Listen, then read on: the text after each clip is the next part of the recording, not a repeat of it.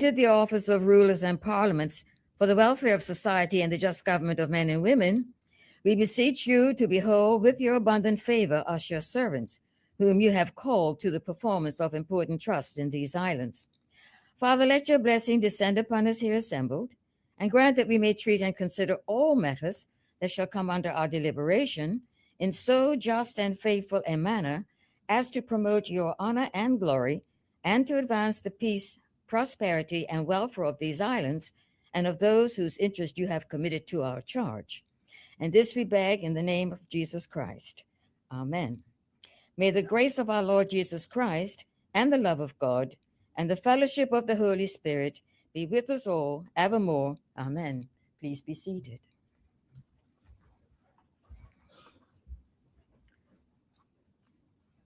We will next have the oath of allegiance, and I will call Senator David Rogers, new Senator, to take the oath.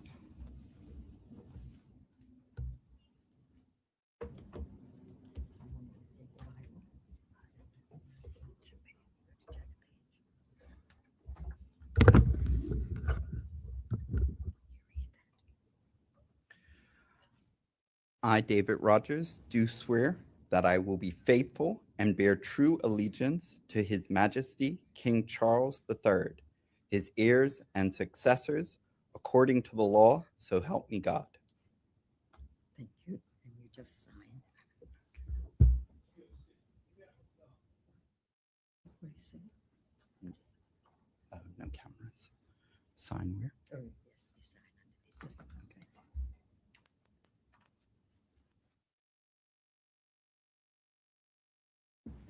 I want to welcome you. Thank you so Thank you very much. All Thank right. you.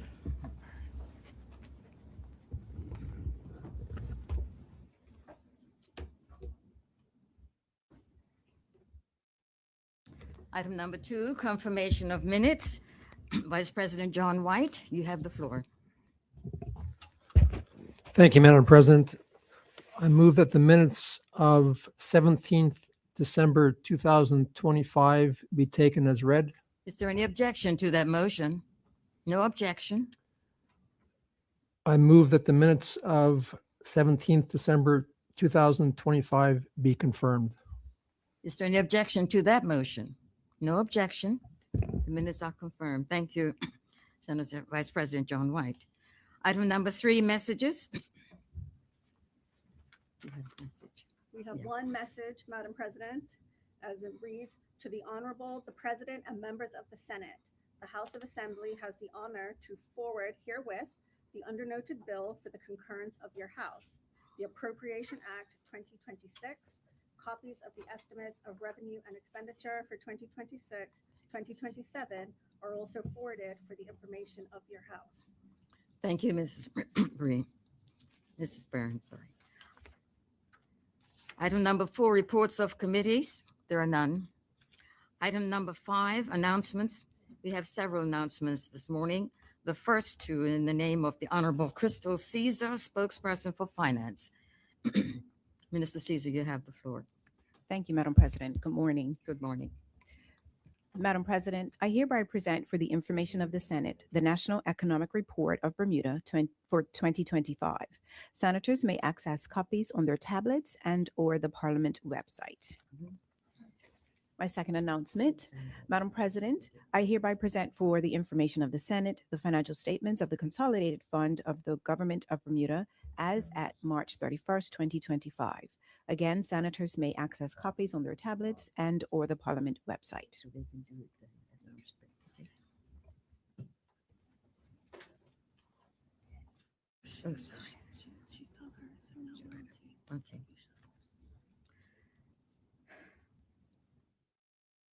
The next announcement is in the name of Senator Misha Fabler, the Junior Minister of Public Works and Environment. Senator Fabler, you have the floor. Thank you, Madam President. And I hereby present for the information of Senate the Marine Resources Enforcement Strategy 2025. Senators may access copies on their tablets and/or the Parliament website. Thank you. Thank you, Senator Misha Fabler, Junior Minister of Public Works and Environment.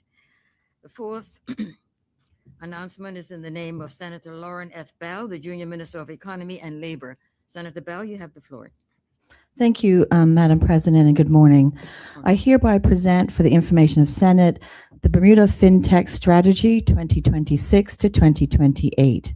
Senators may access copies on their tablets and/or the Parliament website. Thank you, and I believe you have a second. Yes, I do. Thank you, Madam President.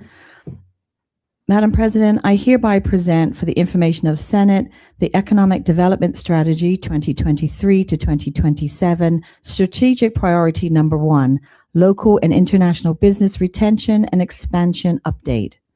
Senators may access copies on their tablets and/or the Parliament website. Thank you. You could continue. Thank you, Madam President. I also hereby present for the information of Senate the Economic Development Strategy 2023 to 2027, Strategic Priority Number 2, Business Attraction and Investment Promotion 2023-2027 Update.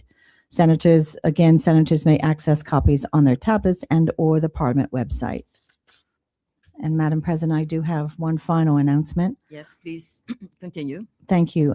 Madam President, I hereby present for the information of Senate the Economic Development Strategy 2023 to 2027, Strategic Priority Number 3, Entrepreneurship and Small Business Development 2023 to 2027 Update. And again, senators may access copies on their tablets and/or the Parliament website. Thank you, Senator Lauren Bell, Junior Minister of Economy and Labor. The final statement is in the name of Senator Lindsay K. Simmons, the Junior Minister of Home Affairs. Senator Simmons, you have the floor. Thank you, Madam President. Madam President, I hereby present for the information of the Senate the story of us. Green paper on Bermuda's application for full membership in the Caribbean community. Senators may access copies on their tablets and/or the Parliament website. Thank you, Madam President. Thank you, Senator Simmons. Item number 6, notices of motion.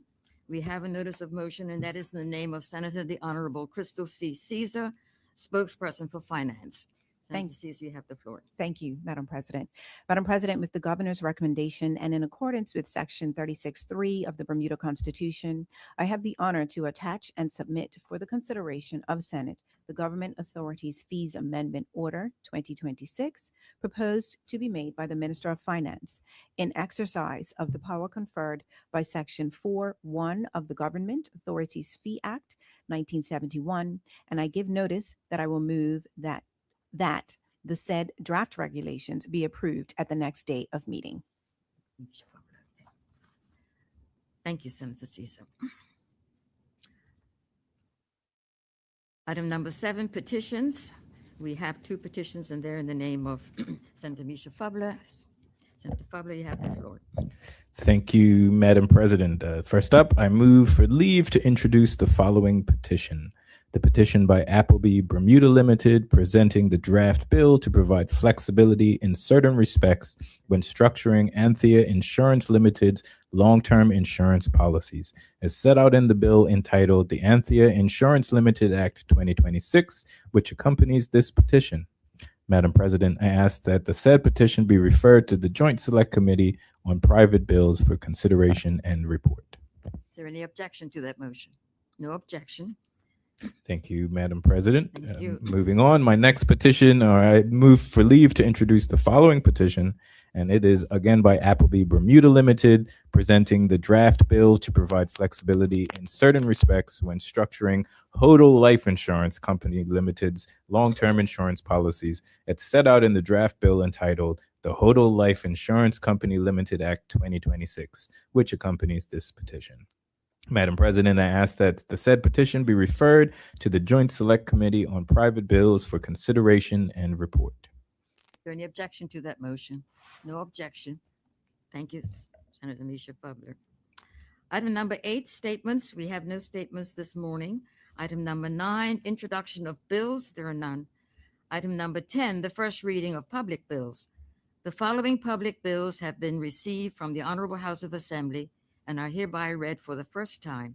Their titles are, respectively, the Appropriation Act 2026, Payroll Tax Amendment and Validation Act 2026, the Auxiliary Bicycles Project Ride Amendment Act 2026, the Motor Car Ride Sharing Amendment Act 2026, the Employment Amendment Act 2026, Motor Car License Duties Reduction Amendment Act 2026, and finally, item number 7, the Municipalities Reform Act 2026.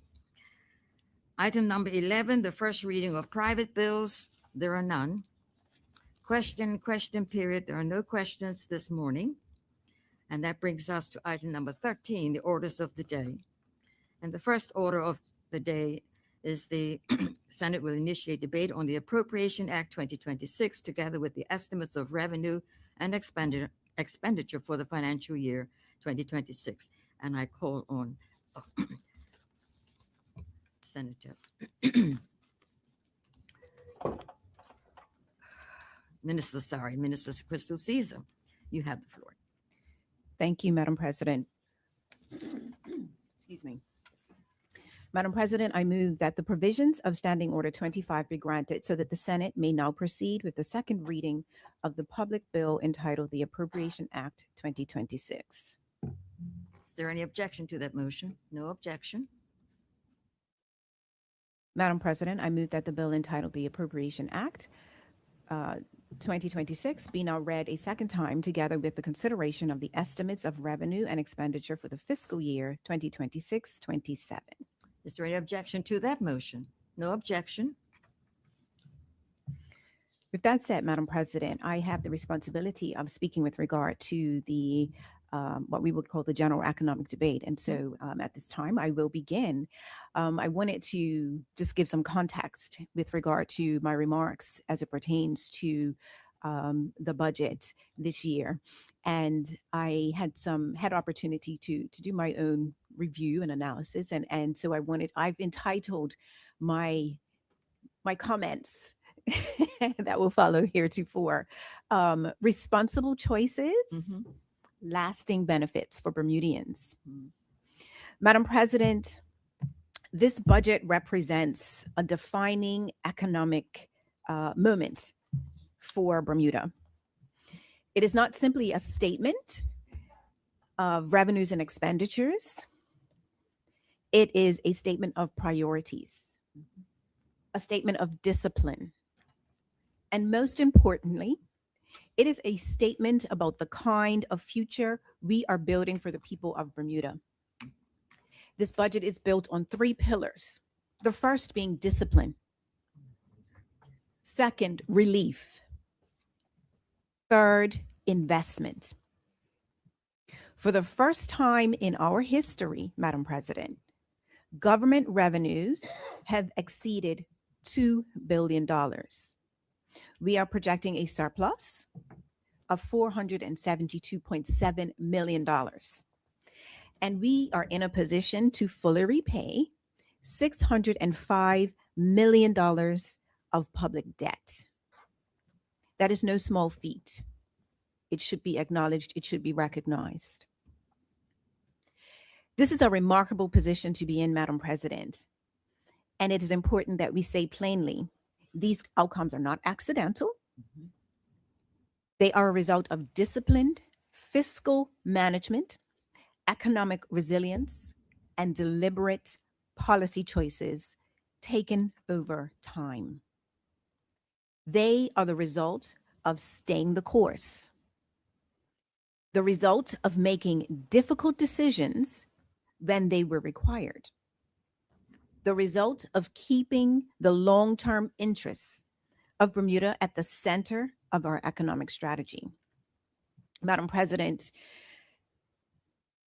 speaking to stability in uncertain times, we must also place this progress in its proper global context. We are operating in a world of uncertainty right now, particularly with the different wars and different geopolitical situations. Global growth is slowing.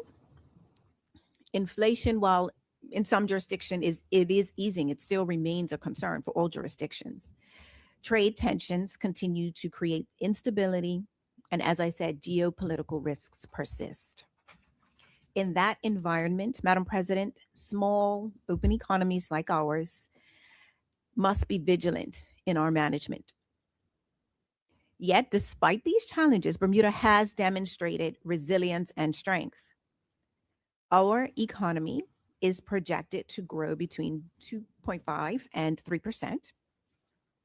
Unemployment actually remains at historic lows. Key sectors, particularly international business, continue to perform strongly. This tells us something important. It tells us that Bermuda's economic model, while not without its vulnerabilities, we admit, it remains fundamentally sound. But we also must be clear, Madam President, we cannot afford complacency, because while we are performing well, we are not immune. We do not control global demand. We do not control external shocks, and we do not control the broader geopolitical environment. What we do control is how we prepare for those situations. At its core, this budget is about preparation, planning, and resilience.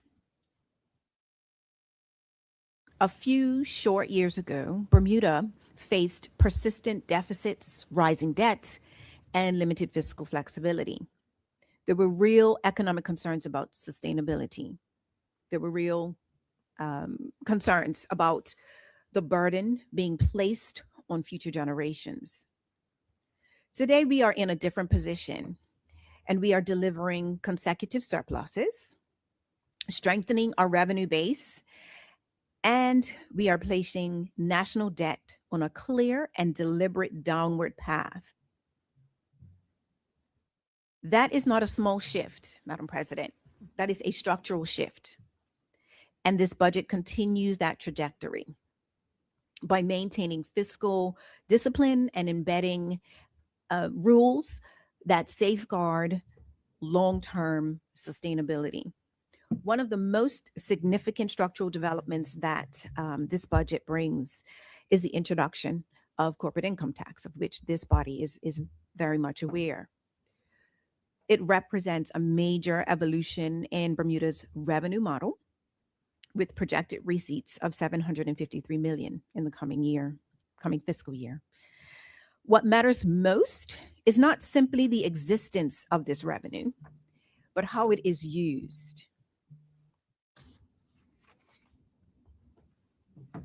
The government has taken a responsible and measured approach to how that revenue stream will be utilized. These funds are not being used to expand current expenditure. They are not being used to create obligations that cannot be sustained. Instead, these revenues are being used and directed toward three critical priorities: debt reduction, capital investment, and national resilience. Madam President, this is not a spending windfall. This is a nation-building opportunity for some stability, and it is being treated as such. Now, while fiscal strength is important, it must always translate into real benefits for Bermudians. Ultimately, the purpose of economic policy is not simply to balance accounts. It is to improve people's lives, the people of Bermuda. Payroll taxes have been reduced so that every worker or employee pays less. An example of that is in the up to $48,000 band. An earner actually would have a reduction of 50%, or see a 50% reduction in their taxes. And the next band of up to $96,000, an earner would see an $840 annual savings as well. And that's nothing to sneeze at.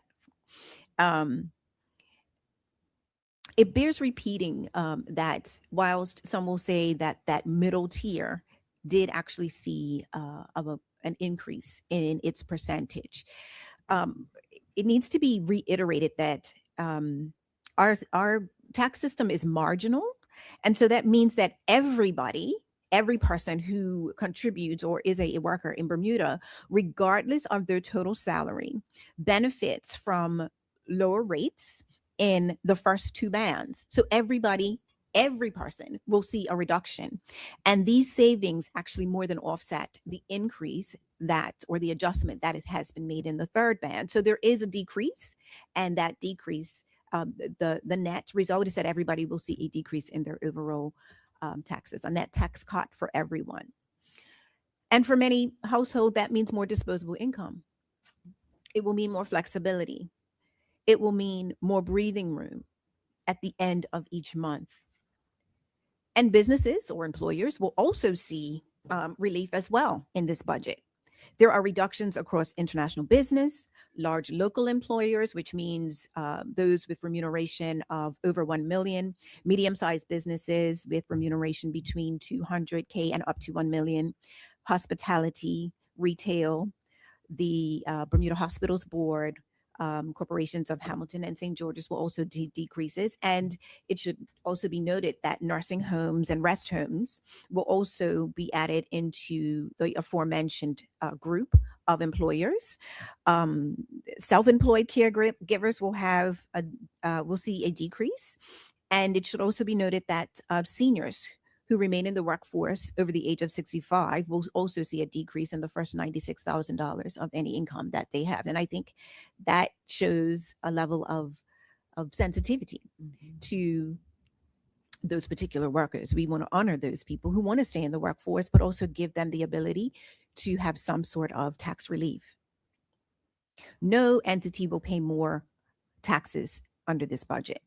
And that matters, Madam President, because for many families, the cost of living is not an abstract concept. It is something that they live every day. It is felt at the grocery store. It is felt in utility bills. It is felt in transportation costs. It is felt in the constant effort to make ends meet. And that is why this budget also includes targeted measures to ease financial pressures. There are reductions in electricity costs, adjustments to customs duties on essential goods, lower vehicle licensing fees as well. Each of these measures is deliberate. It is a direct effect to each person who is affected by those particular categories. Each of these measures is practical, and each of these measures is designed to provide relief where it matters most at the household level, where people can feel it. Madam President, this is an investment budget. As I mentioned previously, it is a budget that looks beyond the immediate and focuses on building long-term capacity. Because sustainable economic success requires more than fiscal balance, it requires strong systems. It requires modern infrastructure, and it requires strategic foresight. That is why investments are being made in housing, healthcare, education infrastructure, and food security. These are not optional areas. They are foundational. Housing in particular remains one of the most pressing challenges facing our community. Access to affordable and appropriate housing is essential. I repeat, access to affordable and appropriate housing is essential, not only for social stability, but also economic participation. I believe most people, or many people, would be familiar with Maslow's hierarchy of needs. And one would understand what that looks like in terms of a triangle. And at the bottom, housing, clothing, food, shelter falls into that bottom band. And if one has appropriate housing, food, and shelter, then they can have more robust participation in the economy. Without housing, workforce development is constrained. Without it, families struggle to plan for the future. Without it, inequality happens. This budget takes meaningful steps to increase supply, modernize construction approaches, and address barriers to development. in healthcare, always important, and I know that's important to you, Madam President. Absolutely. The focus is on improving efficiency, strengthening the system so that it's both sustainable and accessible by all. In education, which is near and dear to me, Mhm. Abs- continued investment reflects a commitment to our young people, our future workforce, and how they can become productive, contributing members of society. And in food security, initiatives are aimed at increasing local production to help reduce vulnerabilities and build resilience in an uncertain world. Madam President, as I mentioned earlier, this is a historic shift. One of the most significant achievements is reflected in the scale of debt reduction. The government is on track to fully repay $605 million of its debt, reducing the national debt from $3.29 billion or $3.3 billion to $2.69 billion or $2.3 billion. This is not incremental progress. It is transformative progress. It reduces risk, it lowers interest costs, and it strengthens Bermuda's fiscal position in a meaningful and a lasting way. To reinforce this progress, the budget introduces a fiscal responsibility framework, and this framework establishes clear rules to guide fiscal policy. It includes maintaining a balanced operating budget, excluding corporate income tax, and allocating at least 70% of the corporate income tax revenues towards debt reduction and savings. It is supported by mechanisms such as the Stabilization Fund, the Sinking Fund, and the Sovereign Wealth Fund. The purpose is to protect Bermuda from future shocks in the economy.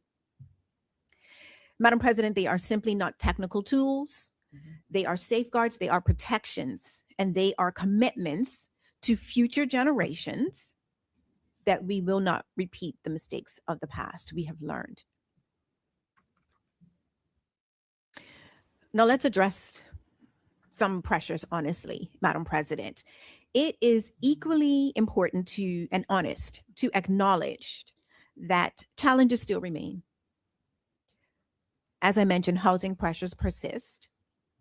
The cost of living does still continue to weigh on families. And labor shortages can emerge in certain key areas. Hospitality is one, for instance.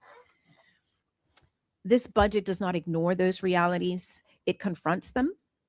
It recognizes that progress has indeed been made, but that the work is not done. And we recognize that. It is the mark, this budget is the mark of a responsible budget, Madam President. Not one that claims perfection, not one that claims there isn't more to be done, but it is one that demonstrates progress. It acknowledges challenges and charts a credible path forward. Let me repeat what I said at the beginning, Madam President. This budget is built on three clear pillars: discipline, relief, and investment. Discipline in maintaining surpluses and controlling expenditure. Relief in reducing taxes and addressing the cost of living. Investment in strengthening the systems and infrastructure that underpin and support our future. Excuse me. These pillars together demonstrate that what it is to grow the economy, reduce our debt, lower taxes, and invest in our people, all at the same time. As one would say, we have to walk and chew gum at the same time. Taken together, these pillars represent a balanced and responsible approach to economic management. The results show that this government has done that, Madam President. This is no small achievement. I think we need to recognize, and I think the business community and other sectors have done so, and done so publicly. This is what responsible leadership looks like, Madam President. That is why I am pleased, as one of my colleagues said to me just recently, to support this big, beautiful budget.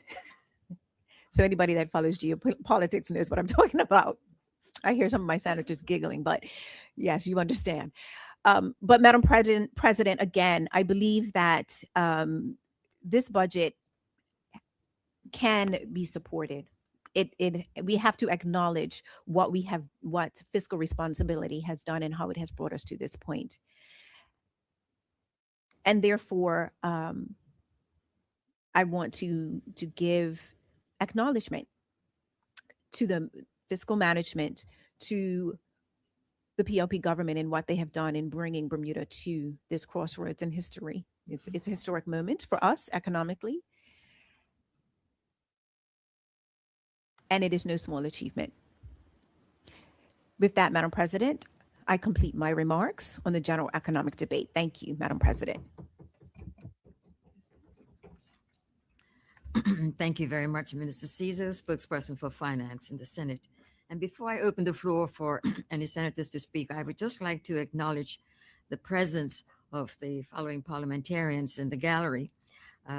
Opposition Whip, Mr. Craig Cannonier, Deputy Opposition Leader, Mr. MP Scott Pearman, MP Robin Tucker, and Opposition Leader Ben Smith, and I think I saw right on the glasses. Anyway, sorry, Morris Foley. No, but he's not here. Anyway, thank you and welcome to each one of you. Would any senator care to speak at this time on this bill? I recognize Senator Victoria Cunningham. You have the floor. Thank you, Madam President, and good morning. Good morning.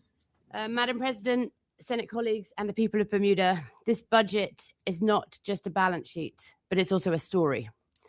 In our opposition budget reply in another place, we said the numbers tell the story, and today I want to tell that story plainly, because behind every line item is a Bermudian household trying to make life work. A budget succeeds when families can afford to live here, when children can learn well, and people can rely on fair opportunity. If those pieces move together, cost of living, education, and opportunity, then Bermudians will stay and build a future. If they drift apart, people will make different decisions. The truth we all feel is this: if the numbers don't work for families, then the families won't stay. We acknowledge the government's headline narrative, stronger revenues, debt reduction commitments, and larger capital programs. Those are important facts, but accountability means more than reciting totals. It means proving that public money reaches the families and moves outcomes. When the numbers tell the story, we must be honest about what they say and what they don't yet say enough. Madam President, the first place Bermudians meet a budget is not in a PDF, but at the grocery till, in electricity bills, in rent and mortgage payments, transport fares, insurance, and school-related costs. The center of government must be judged by whether it drives down the everyday costs of being Bermudian, not simply whether it administers programs efficiently. Good administration is necessary, but it is not sufficient. The One Bermuda Alliance believes cost of living relief must be targeted, not scattershot. Complexity is not an excuse for inaction, but neither is it as a reason for blanket giveaways that miss those most in need. That means focusing relief where costs hit hardest: insurance, energy, food, childcare, and transport, and designing measures that benefit lower and middle income families. We've asked government to ensure that revenue buoyancy is used first to relieve pressure on households and small businesses now, and to invest in the systems. Education above all, that will reduce structural costs later. Responsible choices mean prevention over consequence, not only because it's humane, but because it is fiscally sound. If this budget eases burden without changing outcomes, we will be back in the same place next year, only more expensively. If it changes outcomes without easing burden, people will not wait. Both matter. Madam President, there is understandable relief about this year's fiscal picture. First year CIT receipts were well above initial estimates. Total revenue is projected to exceed $2 billion. and government intends to repay 605 million of debt by January 2027. Those are government's words, and they are right. But windfalls do not make promises. People do. If CIT is higher this year and lower next, then discipline is not optional. We should turn temporary revenue into permanent strength, less debt, bigger buffers, and capital that cuts tomorrow's costs. This is how you protect families from the next turn in the road. Madam President, across government, ministers have set out ambitious narratives in their budget briefs. But if the numbers tell the story, then for each ministry, there are specific facts that the public has a right to see clearly and consistently. We're told Bermuda is moving towards universal healthcare, with new funding for the UHC project office and commitment to legislate financing and patient rights frameworks. That is significant.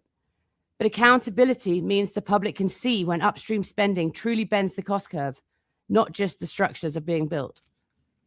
The ministers highlighted a legislative roadmap and a staffed PMO. But the numbers that must speak are the ones that show earlier access, shorter waits, and fewer avoidable hospitalizations. Those are the prevention metrics that make healthcare sustainable for families and the public purse. The budget also promises the largest capital program since 2008-9, including funds for major national assets. Again, this is welcome, but our experience is one of roads, bridges, schools, waste, and buildings that work on time and on budget. The public has been told that $5 million repaving buys 10 to 11 kilometers of roads, roughly what it bought last year. And the older asphalt plant still constrains throughput until the new plant is on island. The numbers that must speak here are delivery numbers, kilometers paved, structures made safe, schools repaired, schedules met, because delivery is the policy. Madam President, the Ministry of Economy and Labour have promised digitised trackable work permit processing and a clearer policy. Accountability here is turnaround time, not press releases. How long from submit to decision? How quickly legacy backlogs are burnt down, and whether employers and Bermudian workers can plan with certainty. The numbers that must speak are the monthly processing times and whether they are improving. And within our tourism sector, we've heard of targeted boosts to winter travel, airlift, and cultural program. The numbers that must speak are on-time performance for ferries and buses, and ROI and visitor seats, occupancy, and spend per marketing dollar, so Bermudians can see whether additional funds are turning into reliable service and year-round value. Moving to our youth and our seniors, new or continued programs are meaningful only if they reduce crisis demand.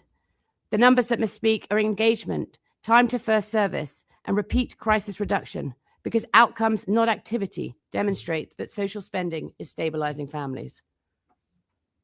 Madam President, when ministers brief the public, the headline narratives are clear, but the numbers that tell the story, the ones that prove frontline impact, are too often partly disclosed or scattered. From health to works to security, finance, labor, tourism, housing, and social development, accountability can be reduced to 3 questions the public should not have to wait to get answered. Where did the money go? What changed for the public? And how do we know? If each ministry answers those 3 questions, then next year the numbers will tell a better story, and Bermudians won't need to piece it together. They will see it themselves. Madam President, I want to spend time on education, as with the minister. It is very near and dear, because I think the way a country funds education tells you more about their priorities than any speech ever could. Education is not just another ministry. It is the one investment that shapes every other outcome we will debate in this chamber. I believe in public education, not as an abstract ideal, but as a lived reality for families across Bermuda. When education works, it changes lives quietly but permanently. When it doesn't, the consequences echo for decades. And that is why a modest increase for education in a year of strong revenues and expanding government spending should give us pause. Independent Cambridge benchmarking published by the ministry shows our public primary system performing well below international averages in English, math, and science, and no public primary reached that benchmark. Cambridge is a diagnostic mirror. The budget must show how we will change. And this is not primarily how much we will spend, it's about what we'll get for it. We have fewer students, we've closed schools, yet the budget has increased. With more funding, outcomes have not improved at the pace Bermudians expect. The students who need most support, those with diverse and complex needs, are seeing fewer people around them, while the headcount that seems to grow is administration, not teachers, paraprofessionals, or therapists. We are not arguing against investment. We are insisting on accountability for results. If spending rises while students are fewer and outcomes are flat, or worse, the structure is misaligned, and that is what we must correct. Madam President, the approach the One Bermuda Alliance has consistently advocated is simple and disciplined. Focus where it matters and prove that it works. Early intervention in literacy and numeracy. Stability with accountability so schools can embed what works and report it plainly. And teachers at the center. Technology supporting learning. And transparent, simple scorecards so parents can see progress without spin. And let me add a governance point plainly. Education needs independent, accountable governance that puts student outcomes ahead of politics and process. That is how you build trust, stability, and results. And here's the simplest way to say it. With fewer students and fewer schools, we should see better resource classrooms and better results, not bigger headquarters. If the only line that grows is administration and the lines that shrink are frontline support, teachers, paras, therapists, then the budget is rewarding process over progress. That is not a resource problem. It is an accountability problem. And I want to be very clear about something. None of what I've said today is a criticism of the men and women who work in our education system. On the contrary, I want to place on record my deep respect and appreciation for the teachers, principals, paraprofessionals, counselors, therapists, and support staff who show up every single day for Bermuda's children. Many of them are working under immense pressure, navigating constant change and limited resources, and yet they remain committed to our children, to their students, and to public education. If our system is not delivering the outcomes we all want, that is not a failure of effort or care. It is a failure of structure, focus, and support. Any serious conversation about education reform must start by recognizing the professionalism, dedication, and resilience of the people in our classrooms. Madam President, Bermudians are not asking for miracles. They are asking for seriousness. If education is truly a national priority, it should not grow more slowly than almost every other ministry. It should not rely on structural change alone, and it should not be asked to do more with less urgency. The numbers already tell us where we stand. The budget will tell us whether education is being positioned as the engine of our future, or merely one more portfolio competing for attention. The One Bermuda Alliance believes education deserves better than that, and Bermuda's children deserve better still. That is why it matters to me, and that is why I will continue to argue that education must be funded, treated, and measured as the priority we all claim it to be. Madam President, I now turn to the Ministry of Justice. Justice is not experienced by Bermudians as a balance sheet or a set of organizational charts. It is experienced in waiting rooms, in court corridors, in prisons, and in communities trying to heal. Justice is about timeliness, fairness, and confidence. And the numbers in this budget tell us an important story about where our justice system is strong and where it remains vulnerable. Across the justice system, performance measures often tell us how many cases are processed, how many programs are delivered, and how many people are supervised. They tell us less clearly whether cases are moving faster, whether victims and witnesses feel supported, and whether rehabilitation is changing behavior, and whether fewer people are returning. A justice system that measures activity without outcomes risks mistaking motion for progress. One of the most important themes emerging is a shift towards increased case management and supervision, while assessment and treatment capacity is under strain. Supervision has an important role, but supervision alone does not change behavior. Without timely assessment and effective treatment, mental health needs go unidentified, substance use issues persist, trauma remains untreated, and individuals are set up to fail conditions they were never equipped to meet. When that happens, we do not reduce crime. We simply manage people more intensively until they return to court. That is not justice. That is a revolving door. If justice spending is working, we should see it in lower reoffending. Yet recidivism measures remain poorly defined, inconsistently reported, and not clearly tied to specific investments. We should be able to answer a few simple questions. Are fewer people coming back? Are offenses becoming less serious? Are interventions breaking cycles or just delaying the next appearance? Until we can answer those questions clearly, we cannot honestly say whether the spending is succeeding. And Madam President, once again, the concerns I raise are not criticisms of the professionals who work in our justice system, our prosecutors, court staff, probation officers, corrections officers, counselors, and administrators who work under intense pressure, often absorbing the consequences of decisions made far earlier in people's lives. They are committed and they are resilient, and they deserve a system that supports them with clarity, stability, and purpose. The One Bermuda Alliance believes that justice policy must be firm, fair, and effective, and judged by results, not activity. We do not believe in endlessly expanding systems that manage failure. We believe in investing earlier to prevent it. Madam President, the numbers in this budget show commitment to justice. The question is whether they show coherence. Are we funding outcomes or simply activity? Are we breaking cycles or managing them more expensively? Are we measuring what truly matters? Madam President, budget debates often miss the question families ask at the kitchen table. Is it possible to build our life here? That decision relies on more than one thing. It relies on affordability now, cost of living relief that is real. It relies on prospects for our children, schools that work, and opportunities that grow. But it also relies on whether life here feels stable and predictable, whether everyday services work without friction, whether families can see a housing pathway as their needs change, whether work here offers growth, not just employment, and whether people believe the system is fair, navigable, and ultimately worth committing to. People do not leave Bermuda because of one budget. They leave when year after year the numbers stop telling a hopeful story.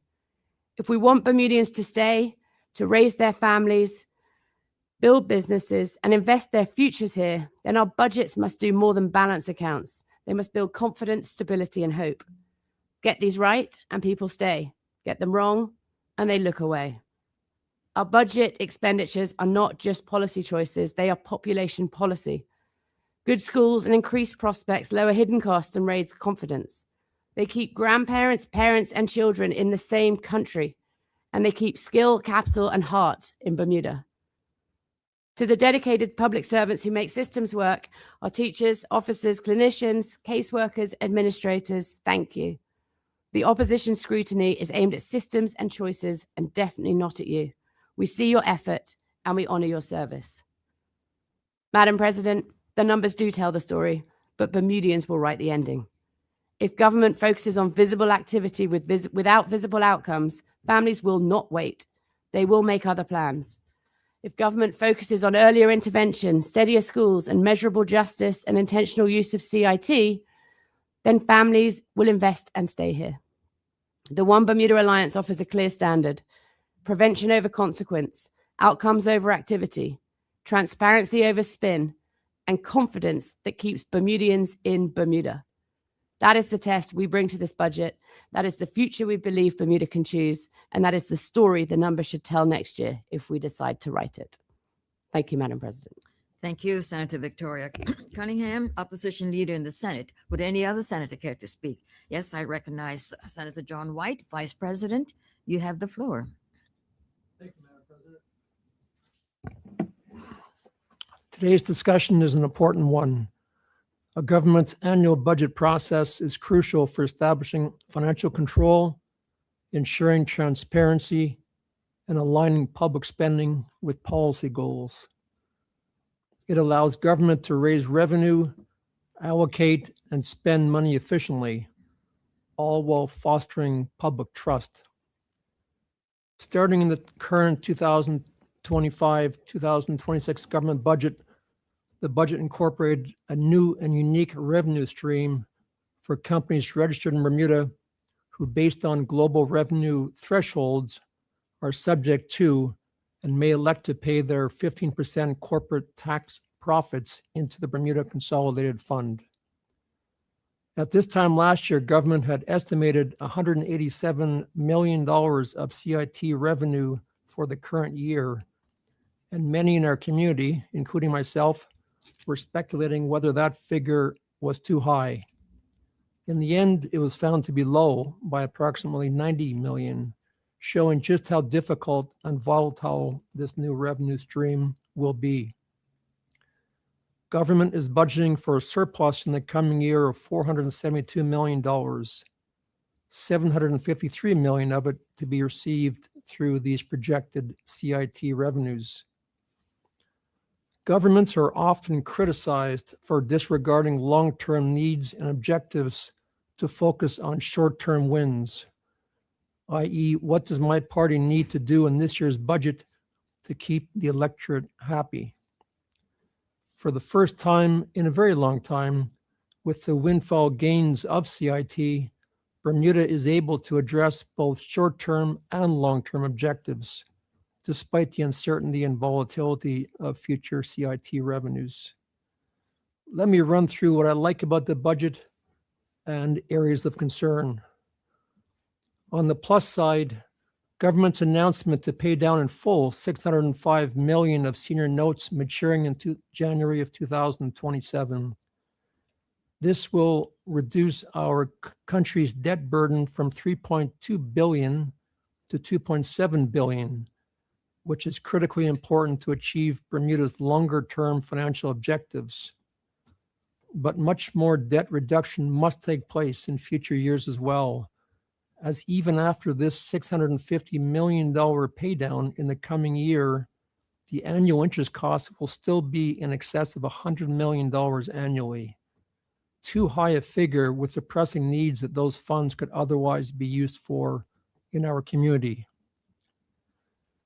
And for the sake of clarity and completeness, there are certain unfunded liabilities, very material, the government needs to be mindful of that are not on the balance sheet.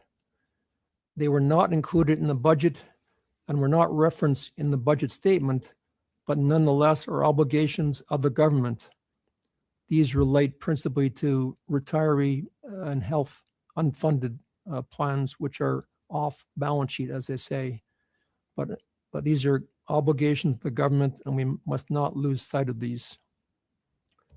I was pleased to see the government has focused on using its financial levers to assist those in our community at most risk from the cost of living that is impacting not just Bermuda, but every Western society. Relief on payroll tax, relief on taxes on fuel for electricity, essential goods duty reductions, and vehicle licensing reductions will help offset cost of living increases in other areas such as private health insurance that go up every year. I was also pleased to see government's allocation of $15 million towards future care premium subsidies for low-income seniors. As we know, this sector of our community is growing every year, and according to the budget book, will provide coverage support for up to 2,200 seniors. I look forward to more relief for these seniors in the future. Finally, I'm pleased to see funding for affordable housing, not a minute too soon. Madam President, those are the pluses in the budget that I wish to highlight. Now to move on to areas of concern to me. For starters, and I've been saying this for years, the growing size of the government employee workforce is a cost that ultimately is a burden to all taxpayers. As outlined on page 812 of the budget book, at March 31st, 2025, so almost a year ago, there were 4,580 government employees.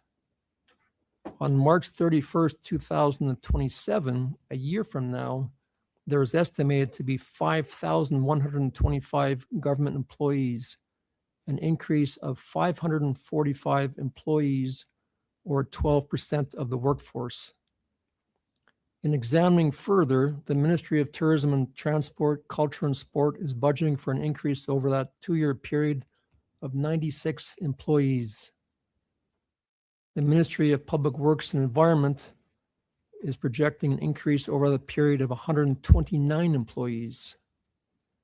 The Ministry of Health, 76 employees, and the Ministry of Finance, 36 employees. These are only some that I'm highlighting.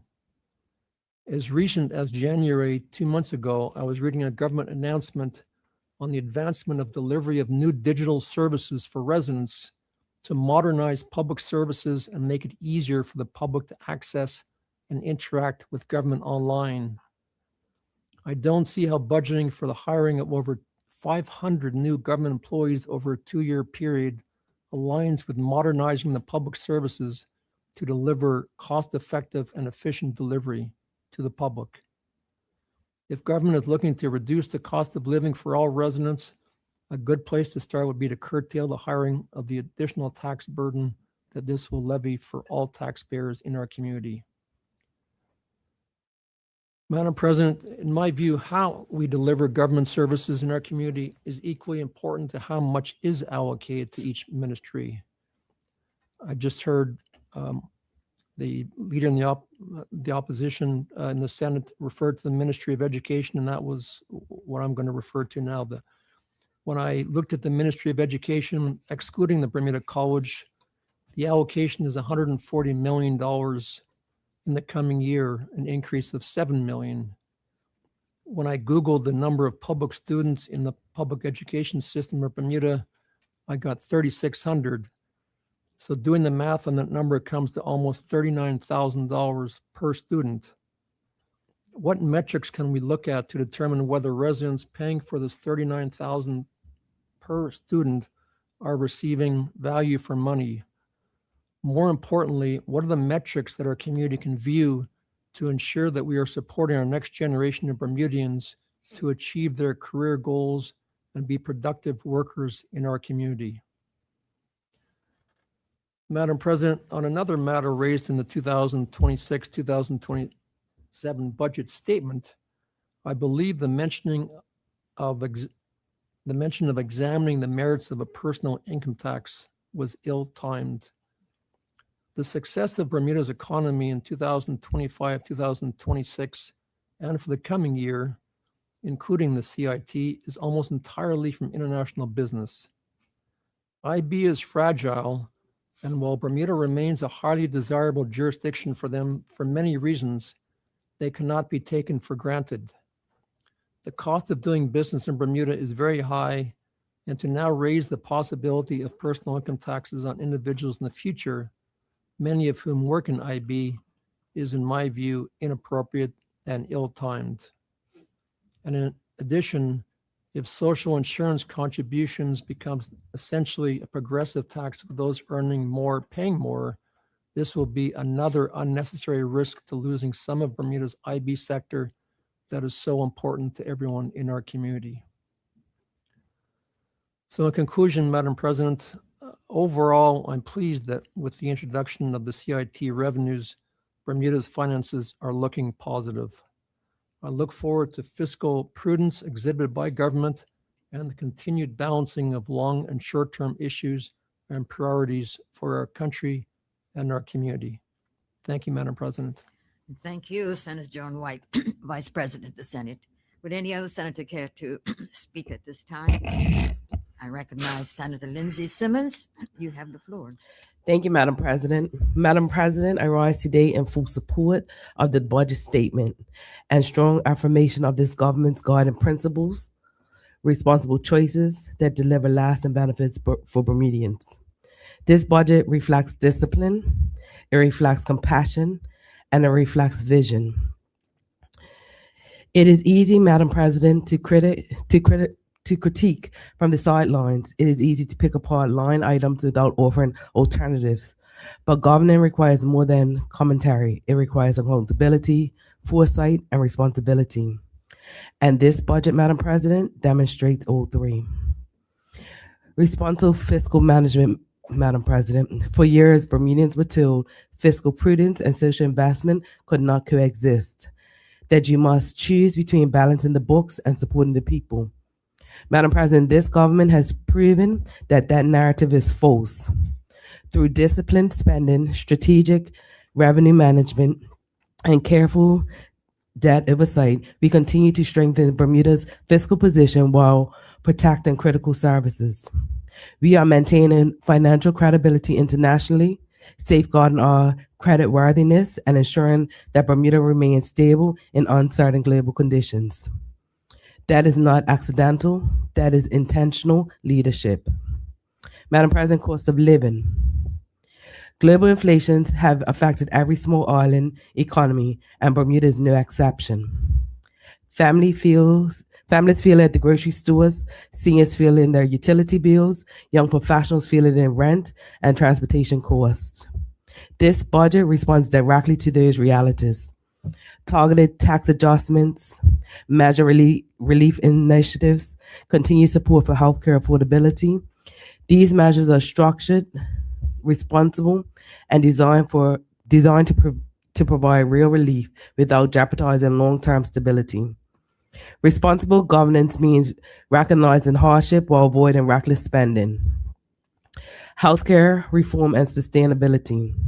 Madam President, healthcare remains one of the more complex and urgent challenges we face. This government continues to pursue reform that controls costs while protecting access. Modernizing systems, strengthening oversight, and addressing inefficiencies are not politically flashy steps, but are necessary ones. Ignoring healthcare sustainability will be irresponsible. Taking measured steps towards reform is leadership. Madam President, education and workforce development. Madam President, lasting benefits require investment in people. Education reform remains central to this government's agenda. Capital improvements to skills, modernizing curriculums, and strengthening technical and vocational pathways are about one thing: preparing Bermudians to compete and thrive. Madam President, workforce development initiatives ensure that opportunity does not bypass our people. Economic diversification is meaningless if Bermudians are not positioned to benefit from it. This budget aligns training, education, and industry development in a coherent strategy for national advancement. Madam President, housing, infrastructure, and community investments. Affordable housing and infrastructure are not luxuries, they are foundations. This budget supports housing development initiatives, infrastructure upgrades, and strategic capital investment designed to stimulate economic activity and improve quality of life. These are investments that serve Bermudians not just this year, but for decades to come. Madam President, economic stability and diversification. Bermuda's international business sector remains vital. This government has carefully navigated global tax reform discussions and regulatory shifts to ensure Bermuda remains competitive and credible. At the same time, we continue fostering emerging industries. Digital innovation, fintech, climate risk services, and sustainable finance. Diversification reduces vulnerability. Stability encourages investments. Confidence drives growth. This budget understands that balance. Madam President, we must support our seniors and the vulnerable community. A responsible government protects its most vulnerable. This budget continues targeted support for seniors and maintains programs that provide stability for those facing economic hardships. Compassion and fiscal prudence are not opposite. In fact, long-term fiscal responsibilities require social stability. Prevention investment today reduces greater cost tomorrow. Madam President, I'm going to now address the opposition's budget reply. Madam President, it would be remiss if I did not address the budget reply delivered by the opposition a few weeks ago. The response from the ABA was respectfully not a great response. It offered criticism, yes. It offered broad accusations, certainly. But what it did not offer was substance, alternatives grounded in fiscal reality. It is one thing to highlight concerns. It is another to present credible costed plan. Where were the detailed proposals? Where were the revenue offsets? Where was the acknowledgement of global economic pressures? Opposition is important in democracy. Scrutiny strengthens governance, but effective oppositions must rise above political soundbites. Bermudians deserve more than a selective critique. They deserve seriousness. The budget reply, in many respects, recycled familiar talking points without adequately recognizing the progress made in stabilizing Bermuda's finance or the necessary of major social investments. It is easy to call for sweeping tax cuts. It is easy to promise expensive spending reduction, but responsible leadership requires explaining how these measures would impact healthcare, education, infrastructure, and social stability.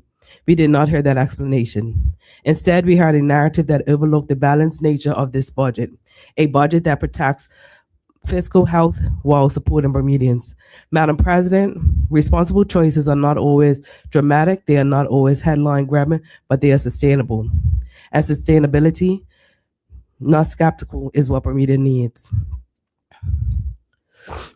We operate within a global economic facing geopolitical uncertainty, fluctuating markets, and regulatory evolution. In such times, radical shifts and ideological experience are risky. This budget reflects steadiness, it reflects prudence, it reflects confidence grounded in responsible management. This is what families want, this is what families need, this is what business needs, this is what international partners respect. The broader vision, Madam President. Madam President, a budget is a moral document. It reflects priorities. This budget says clearly, we prioritize Bermudians, we prioritize physical stability, we prioritize opportunity, we prioritize fairness, we prioritize long-term resilience over short-term applause. It does not pretend that challenges do not exist, but it confronts them with realism rather than rhetoric. In conclusion, Madam President, responsible choices today create lasting benefits tomorrow. This budget strengthens Bermuda's financial foundation. It eases cost of living pressures, It invests in education and workforce development. It protects seniors and vulnerable families. It safeguards our international reputation. It builds resilience for our future. Madam President, leadership is measured not by the volume of criticism, but by the courage to make balanced decisions. This government has demonstrated that courage. I therefore stand firmly in support of this budget statement that the Premier David Burt laid in the House of Assembly and commend this honorable Senate. Thank you, Madam President. Thank you, Senator Lindsay Simmons. Would any other senator care to speak? I recognize new senator, Senator David Rogers. You have the floor. Thank you so much, Madam President. And to my fellow senators, thank you for allowing me the opportunity to speak. Madam President, we must all recognize that this is a strange time. This budget is unique. The big, beautiful budget does return us to a surplus, a real surplus, not one aided by the sinking fund.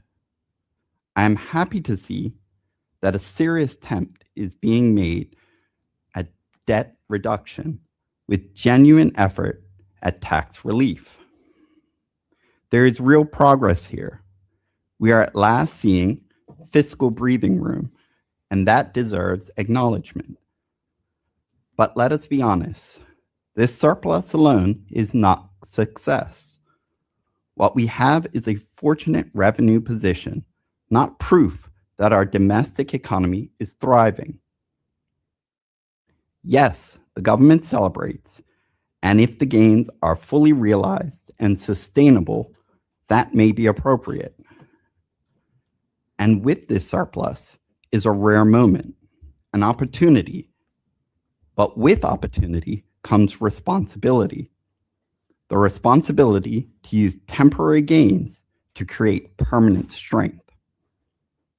So, today's budget must become a foundation, not just a passing leader's swan song. Madam President, this budget, intentionally or not, makes fundamental shifts in how Bermuda is funding its government. It heralds the rise of the corporate income tax. CIT now accounts for a majority share of government revenue. And with this shift and all the fanfare surrounding it, the government has effectively abandoned any pretense that Bermuda's future rests in its domestic economy. We are no longer funding government primarily through Bermudian work. Instead, We have hogtied ourselves. We have hogtied Bermuda's fiscal future to projected profitability of a handful of multinational companies. The rise and fall of their balance sheet has become the primary driver of our nation's future. We must be honest about what that means. Corporate income tax is powerful, but it is inherently unstable. Yes, it is encouraging that revenues have exceeded expectations, but the surplus we celebrate today is not the product of deep structural economic success. It is fueled by volatile external forces, not by domestic productivity or broad-based growth. Our budget revenue depends on factors far beyond our control: the global markets, shifting regulation, unstable geopolitics, and even the weather on the East Coast. This is not a guaranteed stream. Point of order, Madam President. Yeah, I believe our new senator, and I'll give him his due for congratulating us on where we are and acknowledging that the budget is transformational. But I do believe he is misleading the House and the public with the suggestion that the revenue from the CIT is based on a volatile infrastructure. We understand that the businesses, the insurance industry and the reinsurance industry in and of itself could be volatile, but the infrastructure for the collection of the tax is not volatile. And I believe he is making that confusion in his remarks, Madam President. I'd invite him to clear it up. Thank you, Minister Wilkerson. Thank you for the point of order. It is fortunate that Bermuda is in this position. But this is a windfall, not a foundation. And yet, the government acknowledges the risks. We are, however, weary of them building permanent spending plans on potentially temporary money. We of the OBA warn, if we are not careful, today's surplus could become tomorrow's crisis. Spending is rising alongside this temporary revenue. We see increase in healthcare spending, expansion of social programs, and continued tax relief. These are worthy priorities. No one disputes that. But worthy priorities still require discipline. Because these are not temporary measures, they are permanent commitments. We are being funded with uncertain revenues. We are quite simply using extraordinary income to fund ordinary expenses. Point of order, Madam President. That is categorically not a fact. Thank you for the point of order. Just will be governed Madam by the President, government. at the same time, the domestic economy is not keeping pace. International business is thriving, but the local sector continues to face slower growth and rising costs. We see it in small businesses struggling to stay open. We see it in Bermudians working harder just to cover rising rent, energy, and food bills. We are living in what can only be described as a dual economy. One might even call it two Bermudas, one of high income success and one where some families struggle to make ends meet. For many Bermudians, the economy described in this budget is not an economy they're experiencing in their daily lives. The numbers look strong and are strong on paper, but for families, it feels different. For young people, there's the high cost of rent. For working parents, there's the high cost of childcare. For seniors, it's the ever-rising healthcare cost. Their view of their personal economy is not clouded. Here we are, in what some may call Bermuda's golden age of CIT. Yet Bermudians themselves are in need of relief more than any time in the last 9 years. This duality is not just inconvenient, it is risky.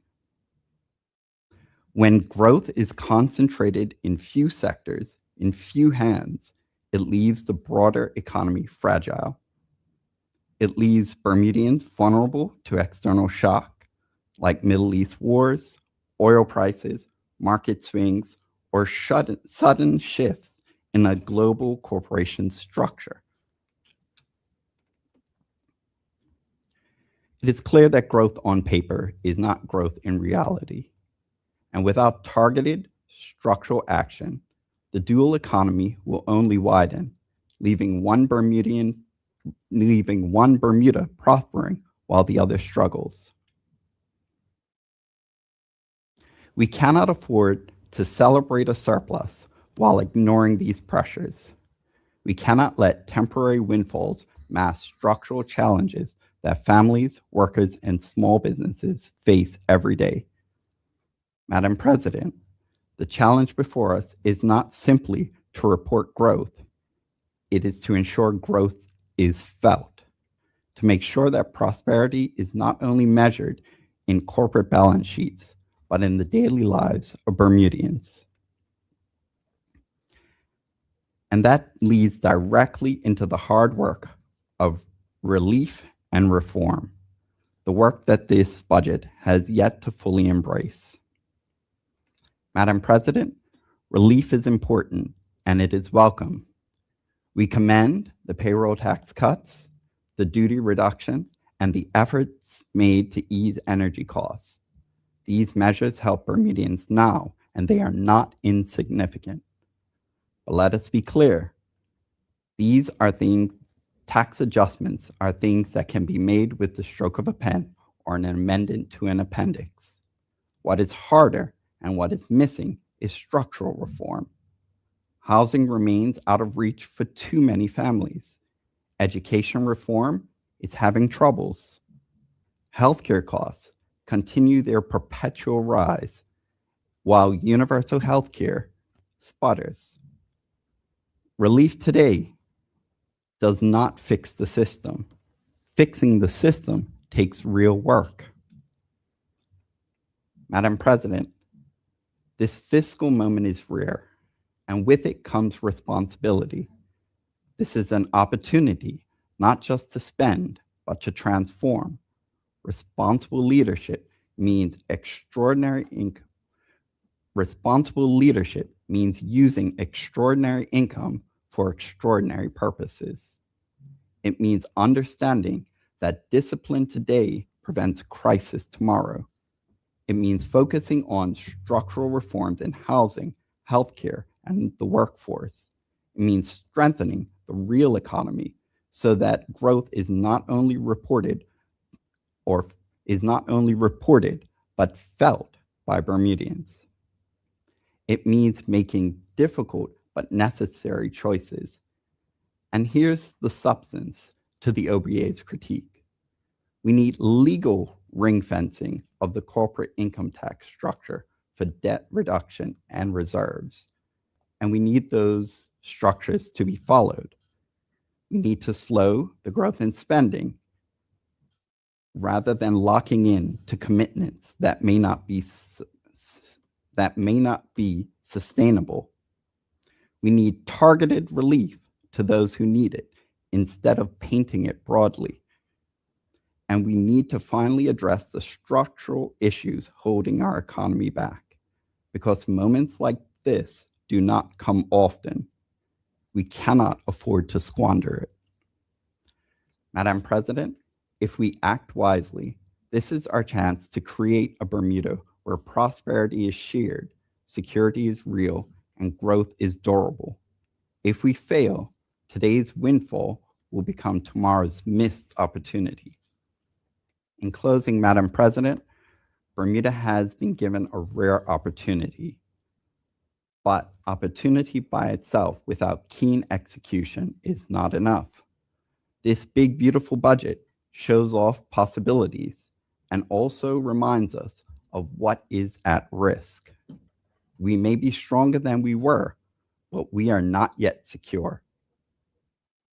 The decision we make now will determine whether this moment becomes a turning point or a missed opportunity. Let us be clear. This budget is not irresponsible, but it is not careful either. It reflects confidence, but not caution. And in public finance, it is caution, not confidence, that protects the future. This is a moment that demands discipline, because a surplus is not success if it does not last. We have been given a rare chance to secure Bermuda's future, not just for today, but for the years ahead. Thank you. And thank you, Senator David Rogers. And we all acknowledge that this is your first speech in the Senate. We acknowledge that, but I know you did ask that this not be your maiden speech, but thank you for your contribution. Thank you. Would any other senator care to speak at this time?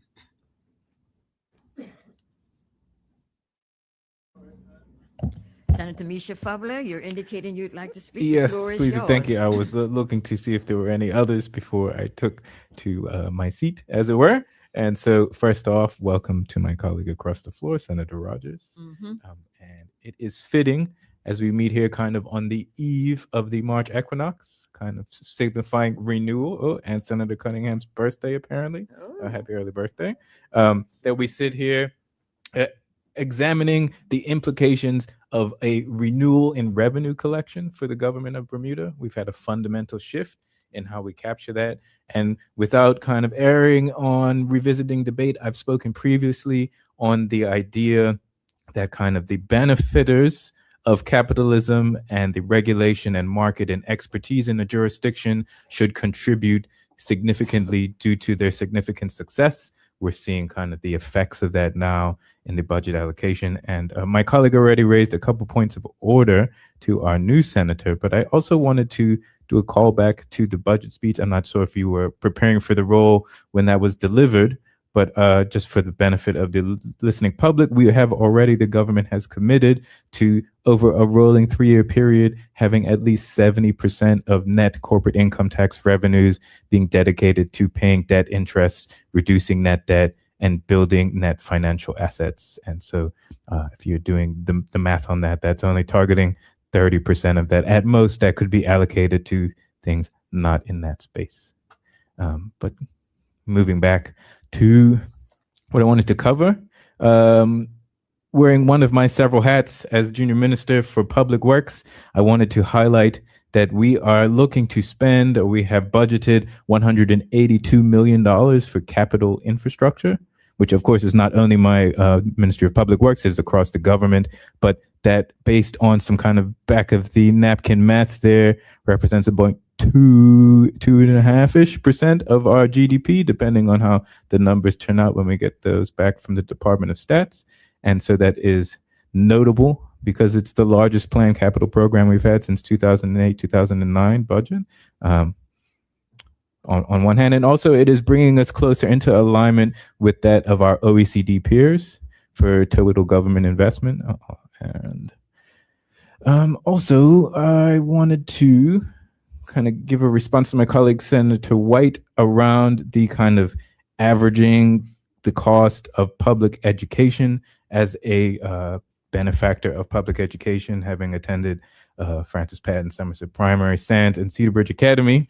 I feel it incumbent upon myself to raise some challenges to the logic applied there, specifically on taking the number of students and doing a flat average across it all, because the public school system is obliged to teach any and everyone. Some students requiring significantly more support than others. I'm thinking specifically of those with physical disabilities and learning disabilities. And I have a spouse who works in the private education system. I myself have worked as a private school educator for 7 years.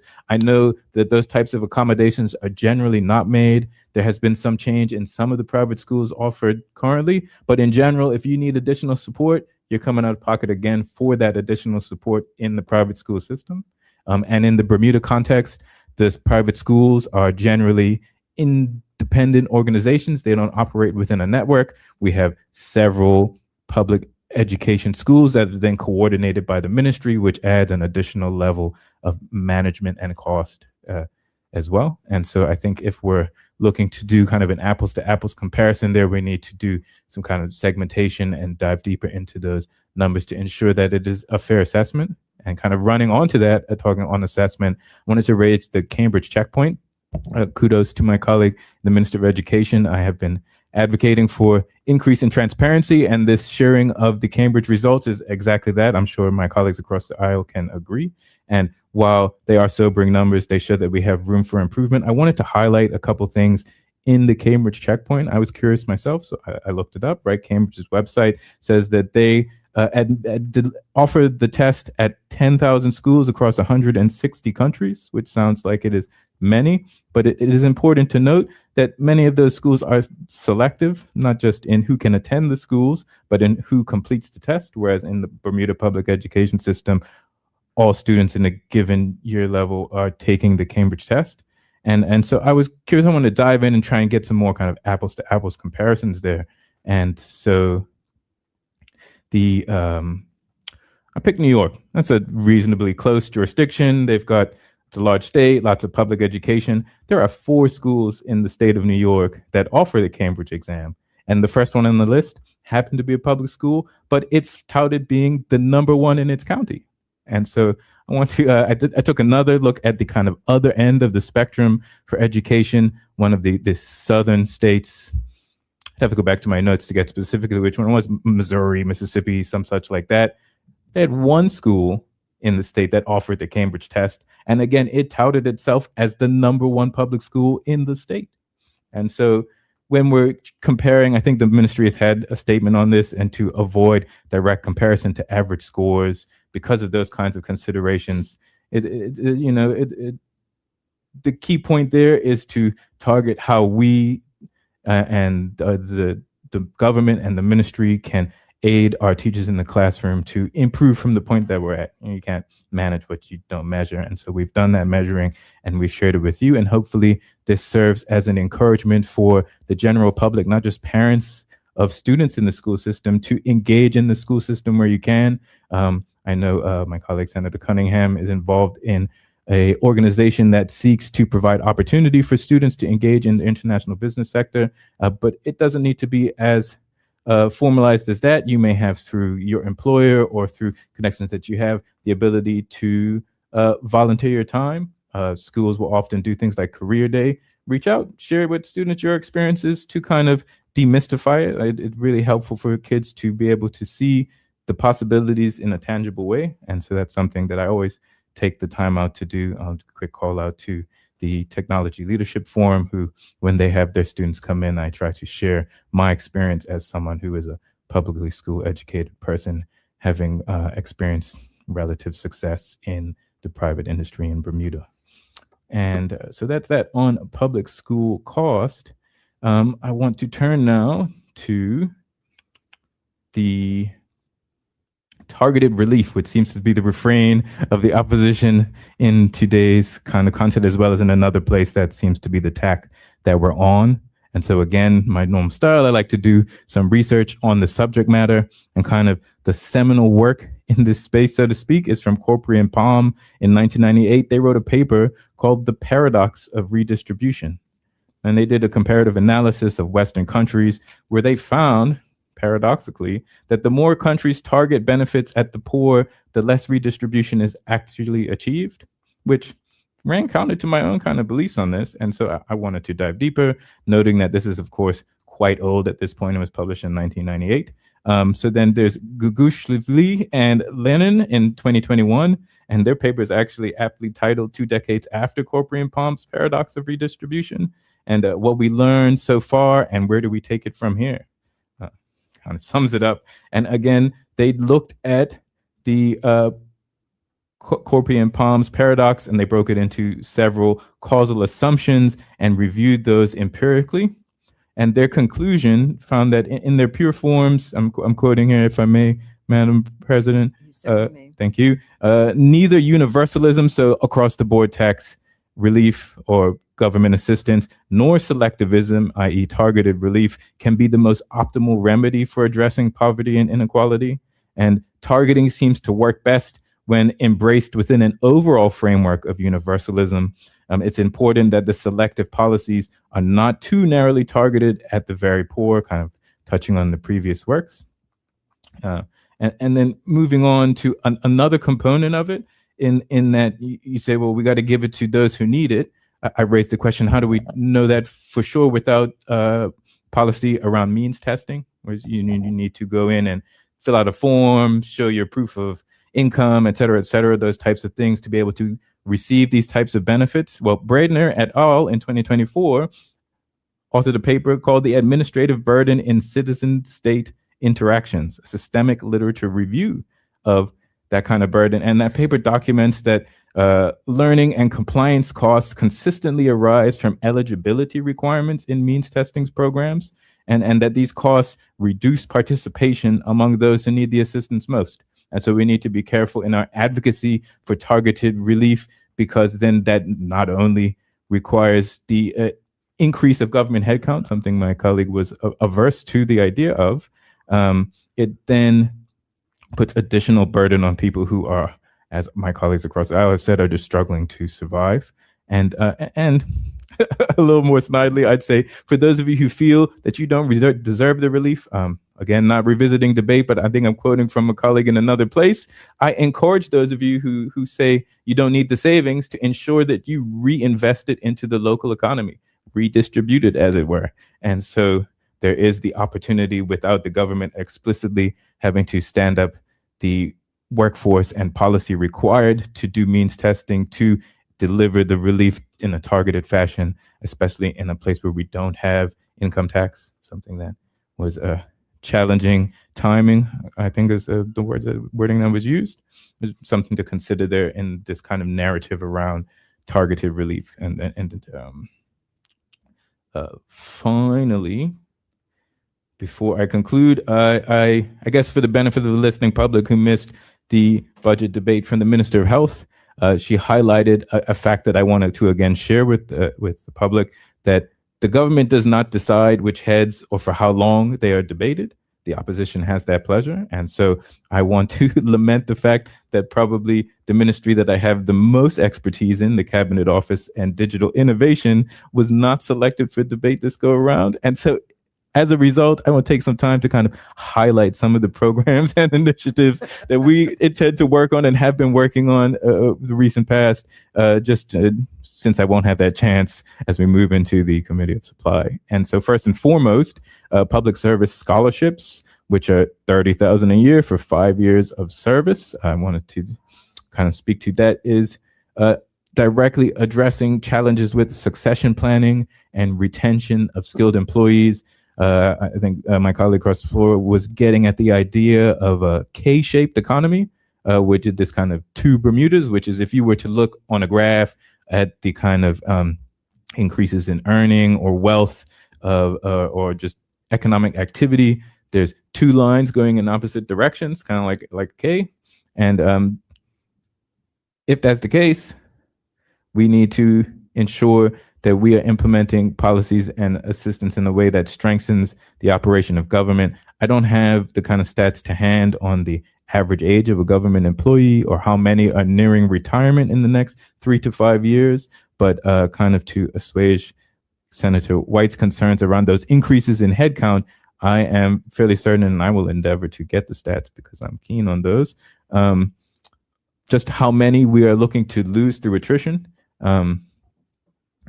And you know, people approaching retirement age, and so that we need to replace them, and we can't just have one leave and then start with a new employee, as it were, right? It takes time to acclimate them to the environment and the culture, and to learn the policies and procedures of that space, and that can take several years depending on the complexity. And so I believe that's part of the reason why we're seeing the tourism and transport, culture and sport, and public works increase their headcounts. And important to note, those are two of the larger ministries by headcount. Tourism and transport, culture and sport is emerging of several to start. And then public works, I think, has some of the largest personnel requirements across ministries. Another item in that space around ensuring succession planning and improving the efficiency and effectiveness of government service delivery. The digital innovation component of my ministry has been spending and will continue to spend on upskilling the public service as digital literacy. We can implement technology all we want, but if the people doing the work benefit, and so that is why that's the second thing I wanted to highlight from the Cabinet Office and Digital Innovation Ministry. Also kind of a hot button item, I think, as it were, and on recommendation of a more seasoned former member of Parliament, I tune in to the House of Assembly whenever they have debate. I recommend that to my newer colleagues. It's useful to help formulate